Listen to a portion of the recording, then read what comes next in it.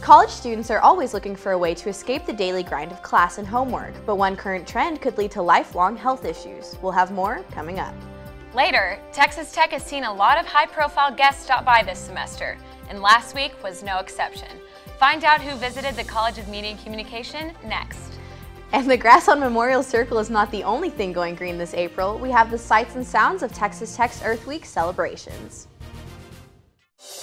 This is the MCTV Weekday Update. Welcome to the Wednesday edition of the MCTV Weekday Update. I'm Laura Duclos. And I'm Lauren Locke. Parties and drinking are all part of the college experience for a lot of students, and the hangovers that come with that fun usually only last a day. But one dangerous trend may have effects that could last a lifetime. Reporter Alyssa Herzog has the details. A new trend has flooded college campuses in recent years and now seems to be a bigger issue than some may think. Yesterday, prior to going to Chimmy's, me and my roommate made a conscious decision not to eat so we could get drunker quicker. In my opinion, it's like on my 21st whenever I made myself throw up in order to last longer and be able to drink more. Drunkorexia, or the practice of swapping food calories for alcohol usage, have some students concerned, but for others, it's just a game. People are just trying to have fun. They'll probably grow out of it, maybe. Gives people more confidence to do things they wouldn't normally do. It gives them the opportunity to meet people they wouldn't normally talk to without that confidence.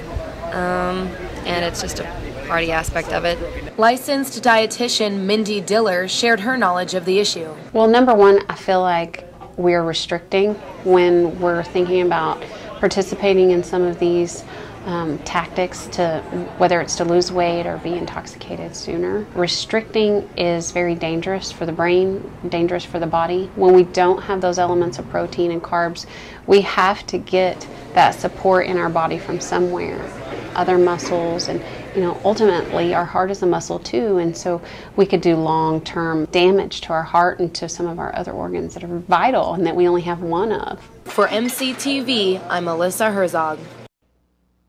So Lauren, have you heard that tech is becoming a really common stop for a lot of high-profile people? Actually, I have, and apparently another well-known author decided to take time out of his busy schedule to talk to students right here at the College of Media and Communication.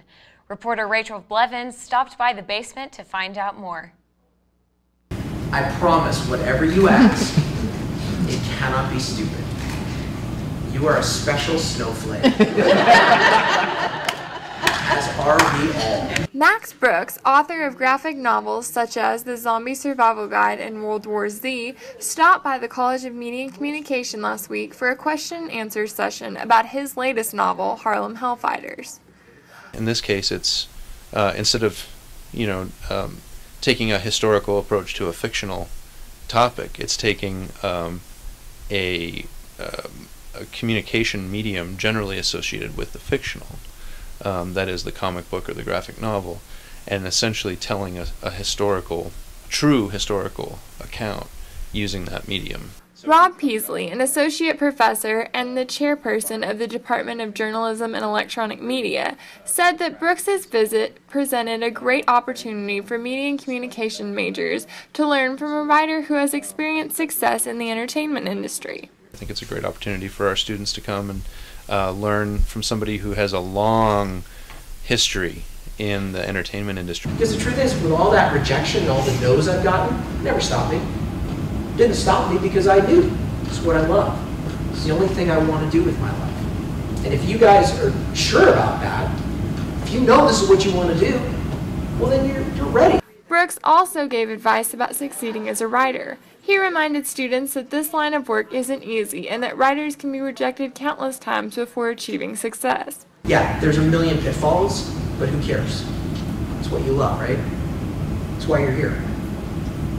So go out and do it. That's it, thank you. Another set of VIPs made their way to campus last week, but most of them were a little bit too young to be famous.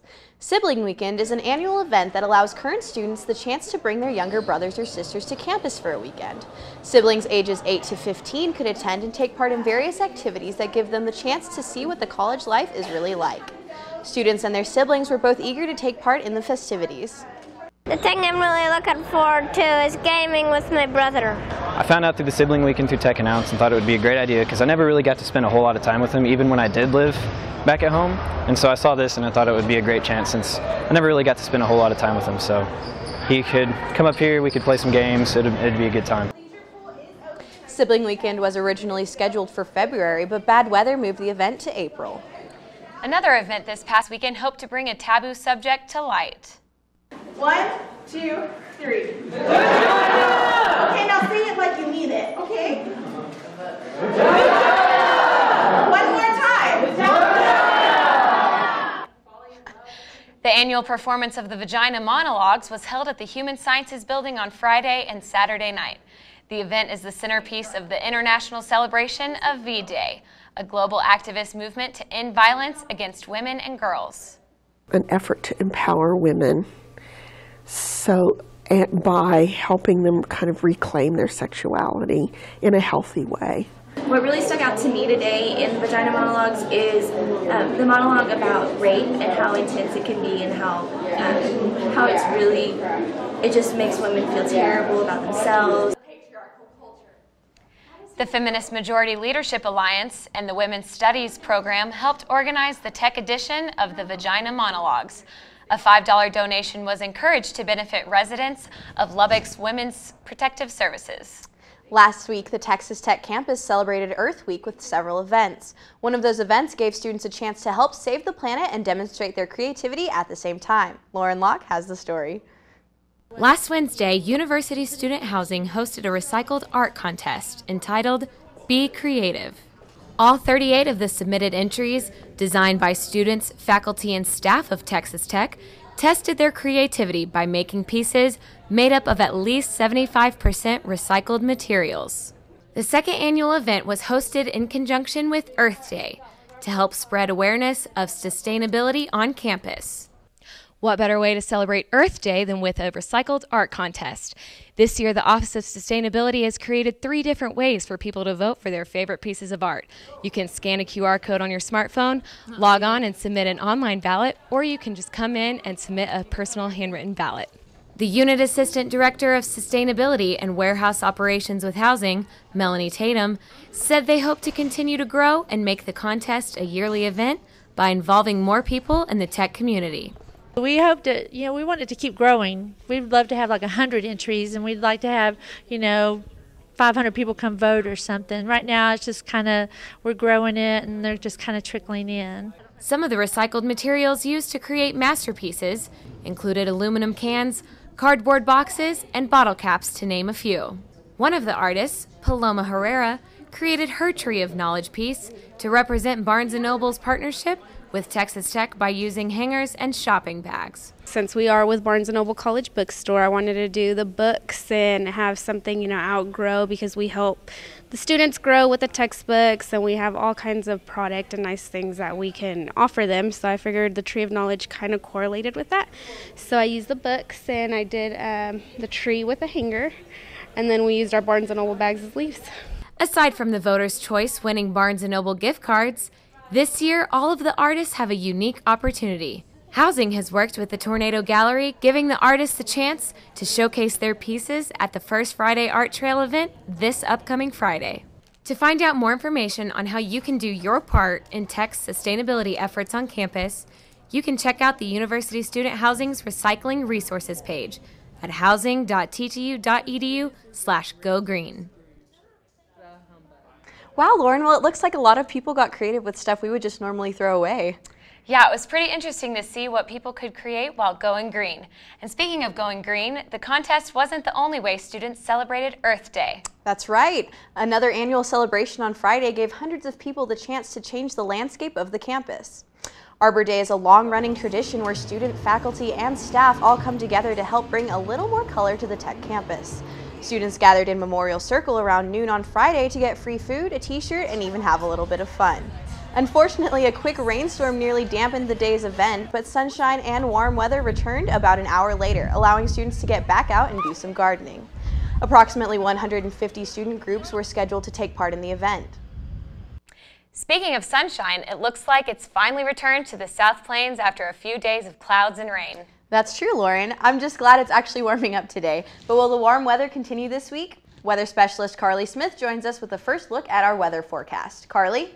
Thanks, Laura. You know, the weather these past couple of weeks has definitely taken a toll on my voice, but it looks like coming up, we should have nice weather that'll hopefully help everyone get well. As you take a look at our storm prediction, well, Texas is clear. All the severe weather is basically in Florida. So it looks like these next couple of days will be clear of any severe weather. Heading into tonight, our temperatures will drop 48 degrees, mostly clear and a little cool. Winds southeast 5 to 10 miles per hour. Heading into tomorrow, temperatures will warm once again back into the 80s. 81 degrees for a high in Lubbock, sunny and warm, and we'll have southwest winds keeping those temperatures warm, but they won't be too gusty.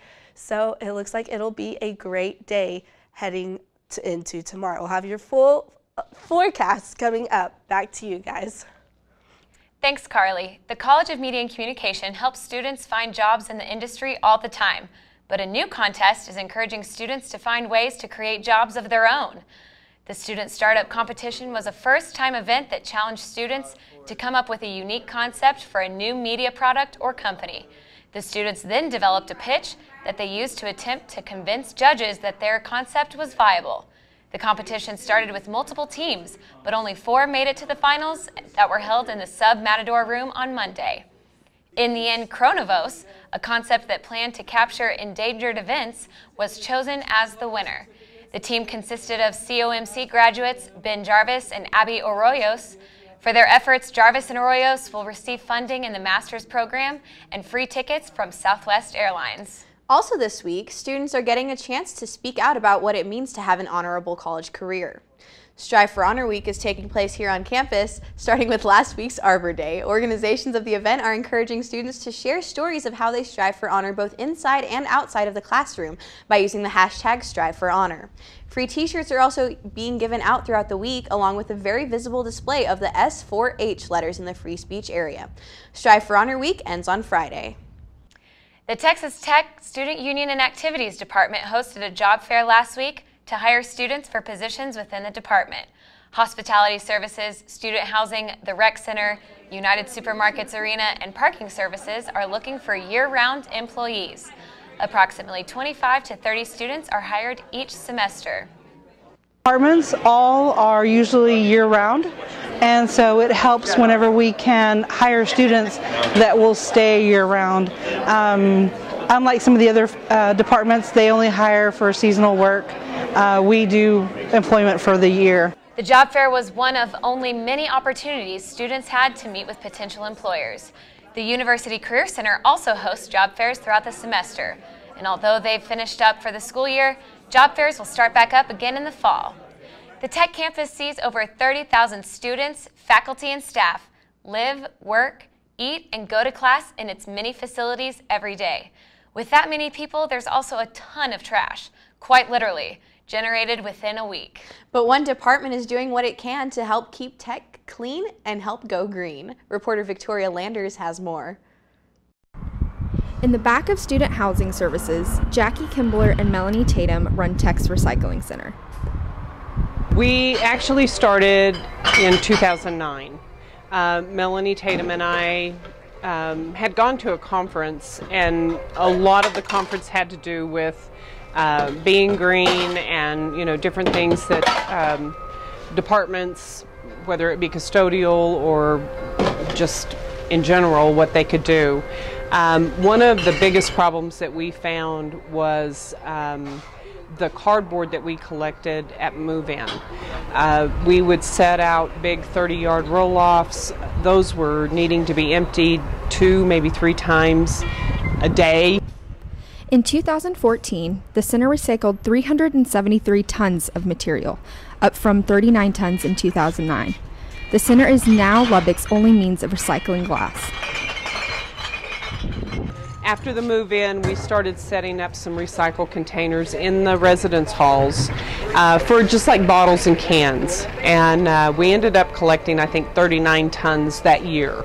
That was with our 11 tons of cardboard, and you know, we just thought we really did something wonderful. This is Victoria Landers for MCTV News. To find out how you can help both the campus and our planet, Visit housing.ttu.edu/gogreen/recycle. Protests in Baltimore have settled down a little after an imposed curfew last night. Rachel Blevins will be in the studio with a look at the latest state and national news next. And the Texas Tech tennis teams have wrapped up their regular seasons, but what's next for the nationally ranked programs? Alyssa Herzog will be in with all the details along with the latest scores in sports. Stay with us, we'll be right back after the break. You wouldn't let money just blow out of your house. So when your AC or heater is on, make sure the doors, windows, and fireplace flue are shut tight. If you're headed out, turn down the AC or lower the heat by 10 degrees. And always keep your water heater set at 120. A little bit of common sense goes a long way. Get more great tips at energysaver.gov. Checking your fantasy league? Nah, just my 401k statement. Nice. Where'd you find the money for that? I just been saving a little every month. I can't seem to save anything. Well, what about all this? What about the money you're spending? What money? It's gone before I can get my hands on it. I got a pizza for a Todd. Hey, can somebody spot me? When it comes to financial stability, don't get left behind. It's 547. Get tools and tips for saving at feedthepig.org. Protests in Baltimore and the 2016 presidential race are only two of several stories making state and national news today. Rachel Blevins is here with those stories and more in our World Roundup. Rachel? Thanks, Laura and Lauren. An intense scene has unfolded in Baltimore, Maryland over the last few days, which was initially sparked by the death of Freddie Gray. Gray, a 25-year-old black man, died on April 19th from a severe spinal injury while in the custody of Baltimore police. There are a lot of unanswered questions surrounding why Gray was initially arrested, how his spinal cord was severed, and why there was a lack of medical attention during his time in police custody. Gray's death was followed by a week of peaceful protests throughout the city of Baltimore. The protests began to turn into riots on Monday, the day of Gray's funeral. It should be noted that Gray's family has asked that all protests remain peaceful, and they have condemned violence against police. Although his family asked for peace on the day of his funeral, riots erupted after a flyer circulating around the local high schools called for a purge of police. Several youth were involved in Monday's riots, and they were seen throwing rocks and bricks at police officers who, at times, were seen throwing the rocks back at the protesters. The scene escalated, and after several businesses were looted and property was destroyed and set on fire, Maryland Governor Larry Hogan declared a state of emergency and called in the National Guard. A 10 p.m. curfew was enforced Tuesday night, and while 10 people were arrested, Baltimore Police Chief Anthony Batt said he is very pleased with how both demonstrators and police conducted themselves. Texas Governor Greg Abbott recently announced that he is sending members of the Texas State Guard to monitor federal troops after a series of conspiracy theories over a planned military exercise known as Operation Jade Helm 15 caused outrage online. Jade Helm, a covert warfare training exercise, is set to take place this summer on civilian territories in 17 Texas cities. Abbott said, quote, "During the training operation, it is important that Texans know their safety, constitutional rights, private property rights, and civil liberties will not be infringed," end quote. The 2016 presidential race is on. Texas Senator Ted Cruz, Kentucky Senator Rand Paul, and Florida Senator Marco Rubio have all announced that they are running for the GOP nomination. While former Secretary of State Hillary Clinton is the only Democrat in the race thus far, Vermont Senator Bernie Sanders is expected to announce his presidential run on Thursday. And on Monday, Chipotle became the first major restaurant chain to eliminate all genetically engineered ingredients from its products. In 2013, the Mexican restaurant chain became the first to indicate which of its products contained GMOs, and while they have been working to establish a GMO-free menu, they said that it has been a little harder than they expected. Chipotle has 1,831 restaurants across the country. That's it for this week's World Roundup. Back to you, Lauren. Thanks, Rachel. Back here on the South Plains, several events are taking place this week as we near the end of the semester. On Thursday, the Tech Activities Board will finish out their yearly open mic nights outside in the Sub North Plaza. Open mic night under the stars will give students a chance to enjoy music, comedy, and poetry while enjoying a nice spring evening. The event starts at 7 p.m. and as always, it's free with a Tech student ID. Also on Thursday, you can catch the last performance by the Theater and Dance Department before school ends. The play, Mother Courage and Her Children, will open at the Majan Theater on Thursday night. The play follows the character of Mother Courage through the 30 Years' War as she tries to balance business and the needs of her family. Along with the Thursday show, additional performances will be held Friday, Saturday, and Sunday. Curtain times for Thursday through Saturday are 8 p.m. and the Sunday performance starts at 2 p.m. For tickets and more information, call 742-3603. And on Saturday, you can hear the sounds of violins, cellos, and more during the University String Orchestra concert. The concert will be held in the Himley Recital Hall at 2 p.m. This is one of the last few performances by the Tech School of Music before the end of the spring semester. The performance is free and open to the public. Tech baseball finished out their home schedule this weekend, but did it end on a good note? Alyssa Herzog will have all the scores in sports. And sunny skies and warm temperatures have returned to the South Plains, and hopefully more of the same is in our future. Weather specialist Carly Smith has the latest look at the forecast for the week, coming up next. People think I'm trash, but they're wrong. Today I'm just an aluminum can, but one day I could be a stadium.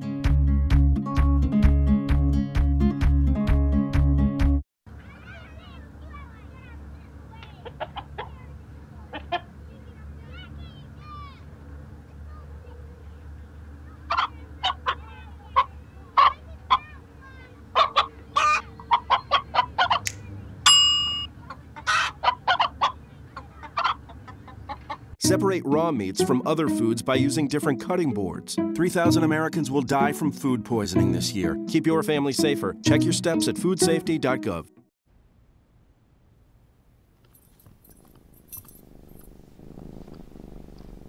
There's a shelter pet who wants to meet you. Meet one today. Visit theshelterpetproject.org. Adopt. It's a beautiful day out here on the South Plains with high temperatures climbing into the 70s and beautiful blue sunny skies behind me. So as we take a look at wind, well, that is the story, but not because of why it's usually the story in Lubbock. Winds are actually relatively calm these next couple of days. We have Lubbock blowing from the south just right around 10 knots. So we'll have weak winds, which will hopefully help people like me get over any colds they have had. So lows tonight will drop into the 40s across the area. We could see 50s off the Cap Rock, but mostly 40s for the area. Heading into tomorrow, high temperatures will climb into the 80s, 81 degrees for Lubbock. We've got 82 in Freona, and once again, mostly 80s across the entire region. So as we take a look at your travel temperatures, well, even the entire state of Texas on Friday will have temperatures in the 80s throughout the state. Rain chances on Friday, well, I just thought it was cool that it's basically 0 throughout the entire state. So as we head into Saturday and Sunday, temperatures will remain in the 80s for most of the state. Sunday, there is a slight chance for rain in some areas, especially overnight. We've got just around in the teens and the 20% chances throughout the state. So heading into these next couple of days, we've got 81 degrees for a high tomorrow. Once again, then temperatures will continue to climb. 85 Friday, 86 on Saturday. Lows will be even warmer in the 50s, and once again, those winds not too gusty. Heading into the next 3 days, we've got Sunday at 87 degrees. There is a slight chance for rain Sunday night, and then Monday 85 degrees, 59 for low. South-southwest winds 10 to 15 miles per hour. Monday, once again, it does have a slight chance for rain throughout Monday. We could see the rain return Monday, and into Tuesday we'll have partly cloudy skies, a little cooler temperatures, 77. Low, a little warm though, 60 degrees and south winds. So it looks like we'll have a great weekend up ahead. Enjoy the weather while it's here, and hopefully you can get out and enjoy the pool before those finals start up. Back to you guys. Thanks, Carly. Over the last semester, the Tech Activities Board has been hosting a series of events called Raiders Give Back to give students a chance to help out in the community and those in need. But last week, TAB held one last event in the series to help encourage a group right here on campus. Reporter Kaylee Paulsell was there and brings us more. With the help of TAB, Red Raiders were able to give back to the ELS Language Center. Keychains were made to help foreign exchange students feel more welcomed. Keychains are for the students, just to kind of show them that we do appreciate them and we do want to help them out, and we do take them into consideration, and that we know the effort that they're going through, and we just a little incentive of like, you're doing good, keep at it. So that's kind of what we're doing here. We were shooting for 100 or a little bit less, so we're hoping to get those done, and if we don't reach our goal, we are going to do those keychains ourselves and make sure they get sent out. One student told me what was the most challenging part of creating a keychain. Keeping the knots, keeping them consistent, because sometimes you get a little bit of a loose end at the top or on one of the edges. Another student told me what her favorite part was. I think that's really good that they're giving them to other people. And I mean, you can make your own too, so that's nice, but it's nice to give it back to the community. For MCTV, I am Kaylee Paulsell. TAB has only a few more events left this semester, but you can still join in on the fun. For more information on their remaining schedule, visit tab.ttu.edu. It's been another busy week in Tech athletics. Alyssa's got your weekly rundown of the scores and highlights next in sports. Here's to the things that can keep us safe. Those we use all the time with hardly a thought. Those that are silently standing by to save our lives. And now, those that we carry with us everywhere we go. Many mobile devices will now bring you wireless emergency alerts, real-time information directly from local sources you know and trust. With the unique sound and vibration, you'll be in the know, wherever you are.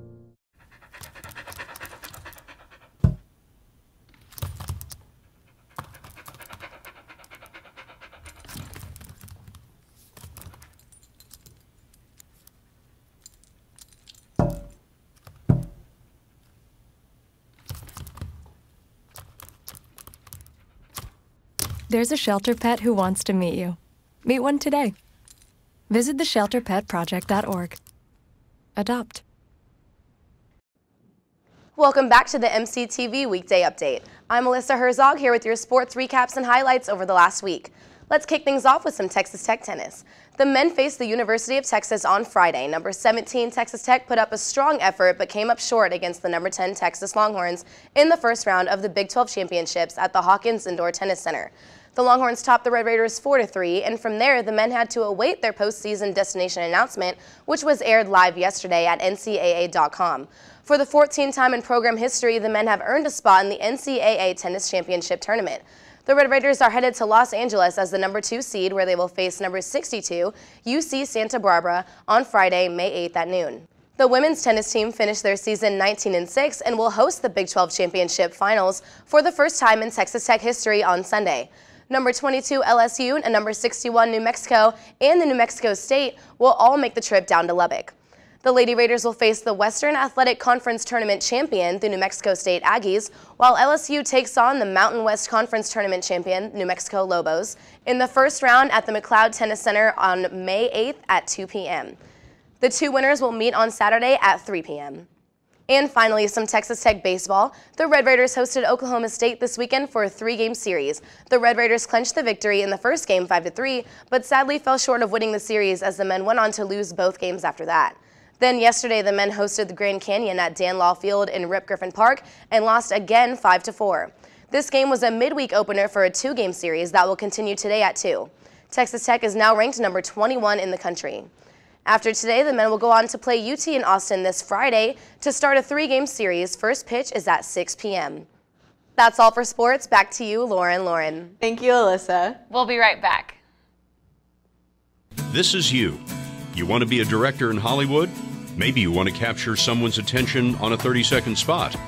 Maybe you'd rather be a social media manager, or you want to sit behind the World News Desk. You can do that here at the College of Media and Communication at Texas Tech University with a degree in advertising, electronic media, journalism, media strategies, or public relations. From here, it's possible.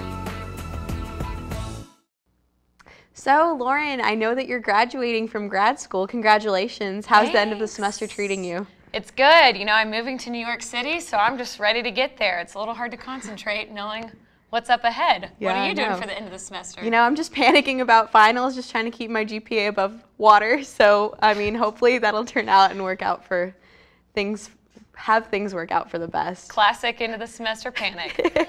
Well, that's all for this week's edition of the MCTV Weekday Update. Thanks so much for joining us, and be sure to check out t2hub.net every day for more news, and we'll see you in the fall.